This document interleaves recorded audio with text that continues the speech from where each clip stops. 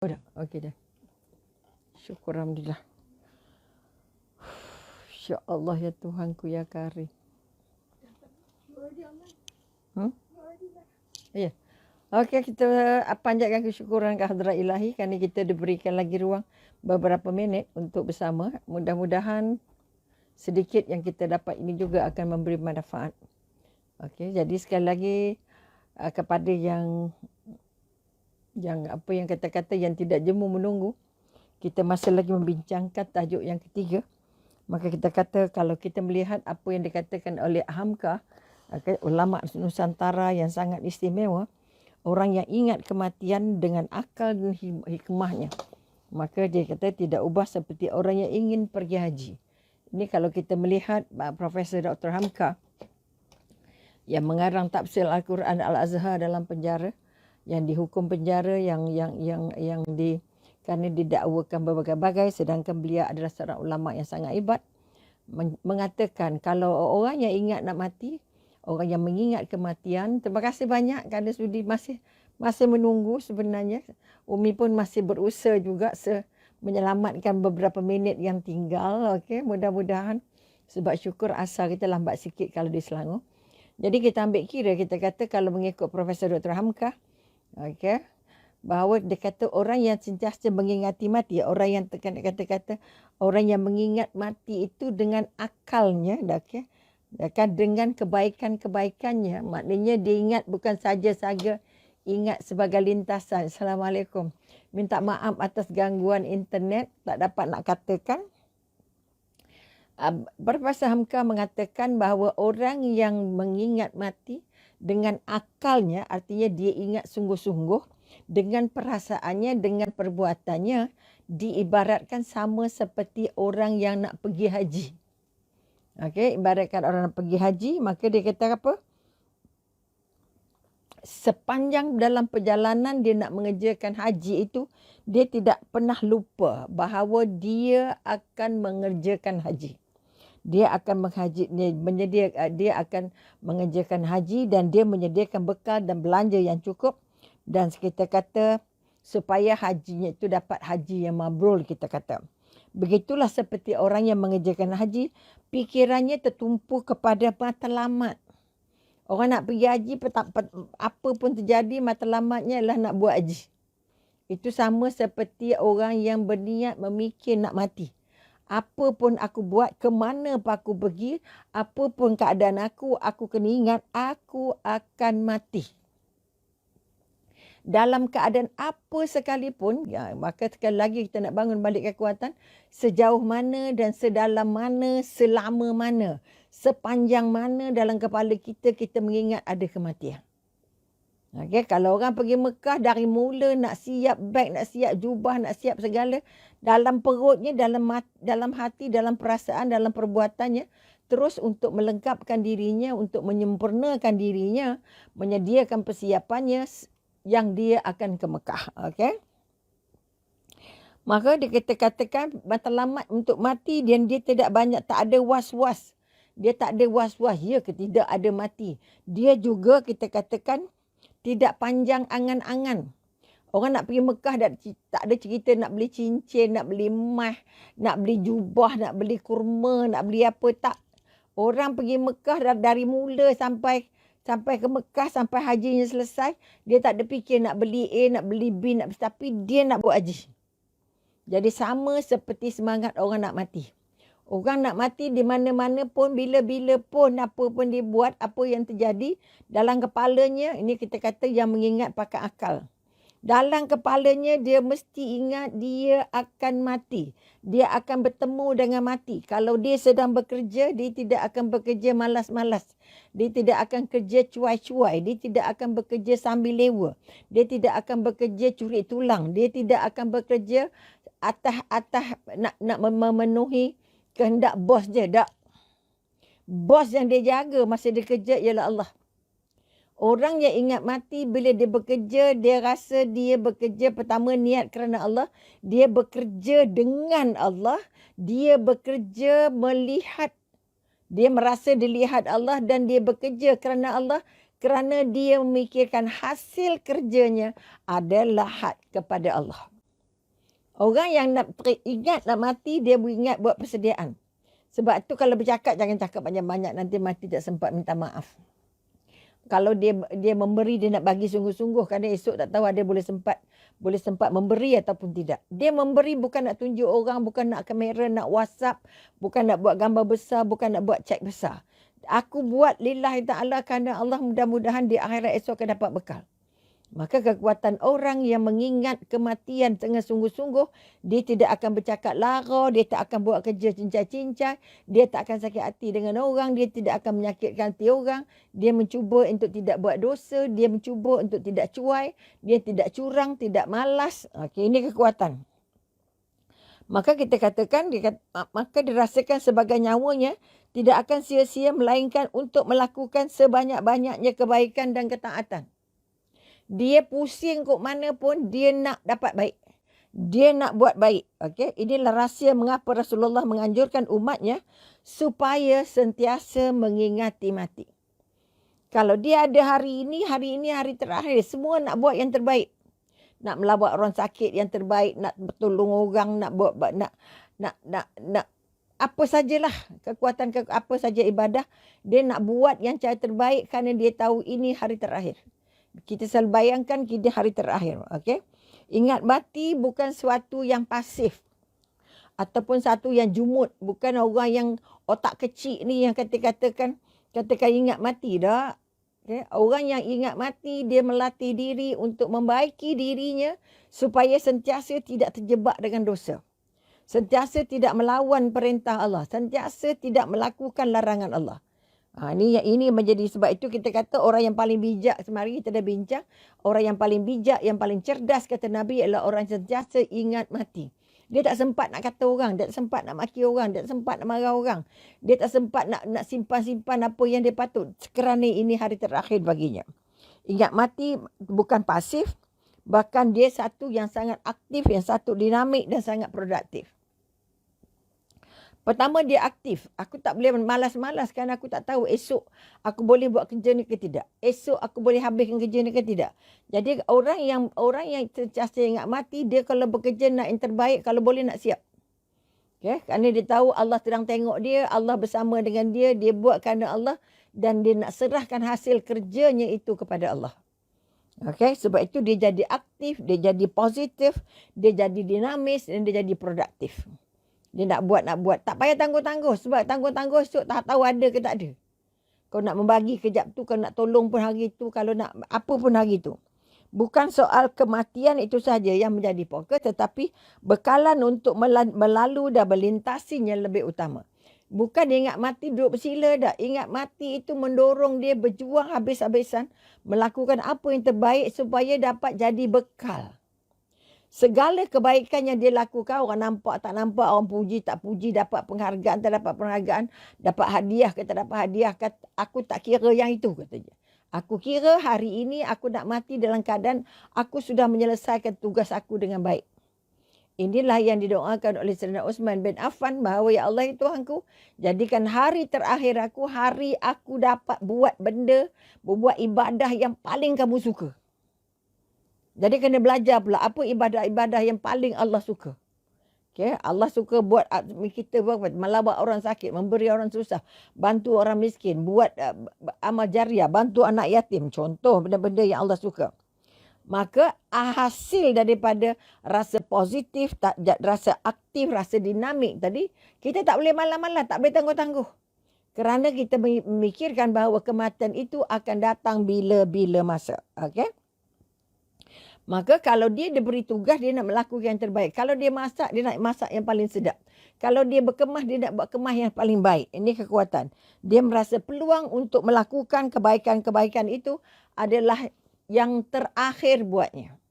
Yang terakhir buatnya. Sebab itu orang yang bekerja merasa dia sedang dilihat Allah. Dia tak sempat nak cincai-cincai. Tak sempat nak liat-liat. Tak sempat nak curi tulang. Tak sempat nak selindung-selindung. Tak sempat nak pujuk orang. Nak sembang dengan orang. Okay? Maka bagaimana perasaan, maknanya kita kata kalau kita mengingat bahawa mati kita hari ini atau esok, maka solat kita pastilah solat-solat yang terakhir. Bila setiap kali solat kita ini tantang ini solat terakhir ya Allah. Kalau jumpa orang, ya Allah minta maaf banyak. Tak tahu entah ini kali terakhir kita berjumpa. Kalau pergi ke mana, ya Allah Tuanku, jadikan perjalanan ini berkah ya Allah. Aku tak tahu aku sempat sampai lagi ke tidak ya Allah. Ini kekuatan-kekuatan. Okay. Atau maknanya kita kata kalau kata-kata kita kata salam mak kita kata balik kampung. Salam mak kita, salamlah yang cakap sungguh-sungguh kerana kita tak tahu kita akan jumpa mak kita lagi atau tidak. Kita akan jumpa orang tu lagi. Ataupun kita kata kita tak akan lagi nak peluk mak kita, peluk sungguh-sungguh. Kerana orang yang merasa itu hari terakhirnya, dia akan melakukan semuanya secara bersungguh-sungguh. Itu tanda-tanda orang yang merasa bahawa kematian itu sedang menantinya, sedang mendatanginya. Okay? Maka sebab itu kita katakan kita akan cuba melakukan yang terbaik. Okay? Rasulullah mengingatkan umatnya apabila hendak memulakan solat, rasakanlah solat itu yang terakhir. Sebab itu bagi dia maksudkan, lakukan solat kamu seolah-olah itu solat yang terakhir. Jadi kalau kita rasa itu solat terakhir kita nak buat solat tempat qabliyah, ba'diyah, aku nak zikir, aku nak cari surah yang terbaik. Ini kekuatan. Dengan mengingat itu, baginda mengatakan dan para sahabat sentiasa solat dalam keadaan terbaik. Okay, setiap masa, setiap ketika, di mana juga, kerana dalam hati mereka, mati boleh datang tiba-tiba. Kita tak sempat nak cakap buruk pasal diri kita, pasal orang lain. Kita tak sempat nak buang masa. Tak ada masa yang nak dibuang. Maka dia tidak akan sampai nak tengok WhatsApp lama-lama, sampai nak sembang lama-lama, sampai nak tengok cermin lama-lama. Okay? Orang beriman mencintai hidup, bukan mencintai hidup sebagai cinta kepada orang yang tamak pada harta dunia. Maka orang yang sayang dengan orang yang mengingat kematian, cinta kematian, dia tak tamak dengan harta dunia. Okay? Cintanya takut menemui kematian dan menghantarnya ke liang lahat. Tetapi dia mencintainya supaya dapat menegakkan kewajipan pada Allah. Dia tidak mabuk harta benda sebanyak-banyaknya. Tak. Dia hanya berusaha untuk mencari apa yang dia patut cari dan apa yang menjadi ibadah kepadanya. Supaya dia yang mampu, yang penting dia kata dia boleh melakukan kewajipan-kewajipan kepada Allah di muka bumi. Dan dia mencintai kematian kerana kematian itu akan membawa dia bertemu Tuhannya. Jadi kita kata kalau kita dah ibadah, okay, tetapi kita kata kita tak ingat mati, kita tak ingat kita akan berjumpa dengan Tuhan kita, tak rindu dengan Tuhan kita. Okay, itulah 3 golongan yang menghadapi kematian. Maka kalau kita melihat, okay, syaitan sentiasa menipu manusia. Maka kita katakan orang yang mencintai mati, dia tidak ada masa nak buang. Tak ada masa nak buat maksiat, tak ada masa nak buat benda-benda lara. Maka sebab itu kita kata sekali lagi mengapa perasaan itu tidak muncul? Kerana kita sedang ditipu oleh manusia, oleh syaitan, laknatullah, tentang soal kematian.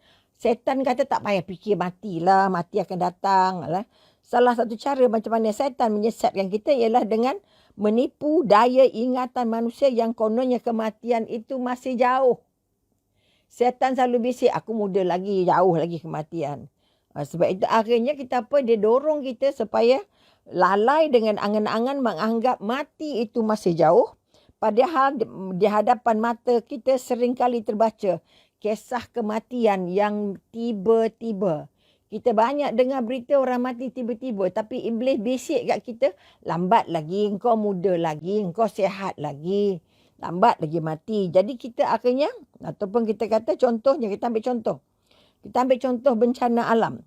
Berapa ramai orang yang sihat, masih muda dan kuat tapi mati akibat bencana alam.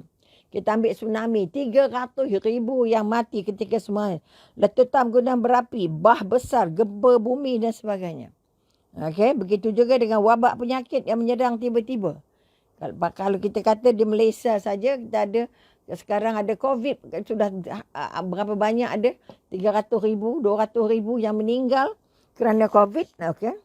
Ada sesama burung, ada macam-macam penyakit, maka semua ini harus menyedarkan kita bahawa kematian itu boleh datang tiba-tiba. Sebab itu kalau kita melihat COVID-19 saja, kita melihat orang mati tak sampai beberapa hari atau kadang-kadang tiba-tiba mati. Menyedari bahawa mati datang tiba-tiba itu satu kaedah untuk melembutkan hati.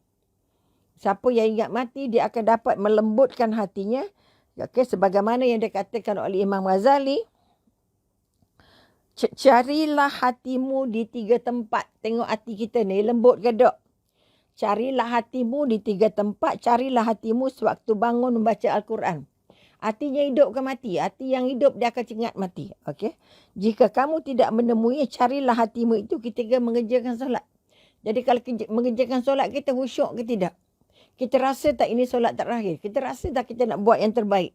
Kalau tak ada rasa itu, kita sedang dibuai iblis. Jika kita tidak menemui hati kita dalam solat, carilah hatimu ketika duduk bertafakur mengingat mati. Jadi cari nak melembutkan hati, ingat mati. Tak payah tamak lagi dah. Tak payah kelang kabut. Tak payah marah orang. Tak payah dendam. Maka hati jadi tenteram. Okay? Jika kita tidak menemui juga, maka berdoalah kepada Allah. Okay? Kalau ini pesan Imam Ghazali tadi ni. Pertama, cari masa solat, baca Quran. Kedua, cari masa solat. Ketiga, cari masa duduk mengingati mati. Jika kamu tidak menemuinya juga, maka berdoalah kepada Allah supaya meminta hati yang baru. Kerana hakikatnya pada ketika itu, kau tidak punya hati. Kalau orang yang tak dapat ingat kematian, maka hatinya tidak lembut dengan kematian, bermakna hatinya sudah mati. Tidak punya hati. Oleh sebab itu sekali lagi mari kita semak diri kita. Kalau kita melihat bagaimana para sahabat, generasi-generasi yang mencintai mati. Kalau kita ambil, kita kata Rasulullah bersabda, siapa yang cinta untuk menemui Allah, nescaya Allah cinta pula untuk menemuinya. Hadis riwayat Bukhari dan Muslim. Nabi SAW diberi pilihan sama ada menemui Tuhannya atau tinggal tetap di dunia. Lalu baginda memilih untuk teman kita kata Allah, iaitu dengan melalui proses kematian. Justru tidak hairanlah kiranya Rasulullah bersabda, hadiah orang mukmin ialah kematian. Jadi kita anggap orang mukmin itu mati itu hadiah untuk jumpa Allah. Hadiah untuk kita kata, kalau kita kata ketika Sayyidina Ali ditikam, beliau berkata, aku beruntung Tuhan demi Tuhan Kaabahku. Dia mati dia rasa beruntung kerana dia dapat jumpa Allah. Okey, ketika Bilal mati, okey, isterinya berkata alangkah sedihnya. Tapi Bilal kata apa? Sebab Bilal berkata bukan sedih, tidak sedih, melainkan aku gembira. Kerana apa? Aku akan bertemu dengan orang yang aku cinta, iaitu Nabi Muhammad sallallahu alaihi wasallam dan sahabat-sahabatnya. Kemudian kita kata Khalid Al-Walid, okey, tulis surat kata aku akan memanah dengan tentera yang dengan mencintai mati sebagai kamu mencintai hidup. Ini masa peperangan. Kemudian Safiyah radhiyallahu anha, seorang wanita mengadu pada Aisyah mengenai hatinya yang keras. Kemudian Aisyah radhiyallahu anha menjawab, banyak-banyaklah mengingat mati, okey, kerana mati itu mampu melembutkan hati. Maka dengan sebab itu sekali lagi, mari kita sama-sama bangun, okey. Sama bukan macam Imam Ghazali. Okey, Nur Hasni, Imam Ghazali. Maka kekuatan yang kita nak bangun balik sekarang, sejauh mana hati kita mengingat mati, otak kita ingat mati, tujuannya untuk membaiki cara hidup kita. Untuk membaiki cara ibadah kita. Untuk membaiki cara membuat kebaikan-kebaikan. Supaya tidak riak, tidak ujub, tidak cuai. Maknanya dengan mengingati mati, kita merasa setiap kerja itu kerjanya mesti baik. Kerana kita tak tahu entah itu adalah hari terakhir kita. Jadi sampai di sini dulu. Terima kasih banyak. Okay, mudah-mudahan kita bersabar dengan apa kita kata gangguan-gangguan internet sebentar lagi. Namun begitu biarpun dapat sikit, tapi tetap sikit itu juga bermakna. Sikit itu juga berfaedah kalau sekiranya kita gunakan, kita pakai, kita jadikan satu daripada prinsip hidup. Kalau banyak pun, tapi kalau kita tak pakai, maka dia kosong. Oleh itu kekuatan sekali lagi, setiap ilmu itu tidak akan berfaedah pada kita kalau tidak diamal. Amalan yang kita nak angkat sekarang, tolong bangun minda kita, otak kita, perasaan kita, hati kita, bahawa kita bersedia untuk mati. Kita bersedia untuk mati bukan pakai sila kaki. Kita bersedia untuk mati, kita nak merebut segala kebaikan-kebaikan yang sempat kita capai supaya dia dapat dijadikan sebahagian daripada balas jasa pada keluarga ataupun pada sahabat. Tetapi paling utama merupakan ibadah terakhir sebelum Allah menjemput kita. Maka sekali lagi jangan pernah tinggal bahawa dalam minda anda ada kematian yang datangnya tiba-tiba. Sebab itu kita akan menjadikan diri kita sebagai orang yang benar-benar lembut hatinya, benar-benar rindu dengan kematian, akhirnya rindu untuk buat baik mengikut apa yang Allah pesan. Mengikut apa, tinggalkan yang dilarang, buat yang disuruh. Jadi sampai di sini dulu. Terima kasih banyak atas kebersamaan. Sabar dengan kerenah internet. Mudah-mudahan kita diberikan kekuatan untuk terus tidak merasa jemu berada dalam majlis ilmu. Terima kasih. Wabillahi taufiq wal hidayah. Wassalamualaikum warahmatullahi taala wabarakatuh. Jumpa lagi. Mendoakan semua ahli keluarga Sembang Petang terus ceria, terus berbahagia untuk menjadi hamba Allah dan terus berusaha untuk meraih syurga dan rindu kematian insya-Allah. Sekian, wabillahi taufiq wal hidayah. Wassalamualaikum warahmatullahi taala wabarakatuh. Oh ya Allah, kita pernah bersama. Minta maaf lah kadang-kadang lupa. Jadi sekali lagi jumpa lagi insya-Allah. Mudah-mudahan kita terus bersabar dengan kerenah-kerenah internet. Mudah-mudahan kita tidak pernah jemu untuk menambah ilmu. Jumpa lagi. Terima kasih. Assalamualaikum warahmatullahi taala wabarakatuh.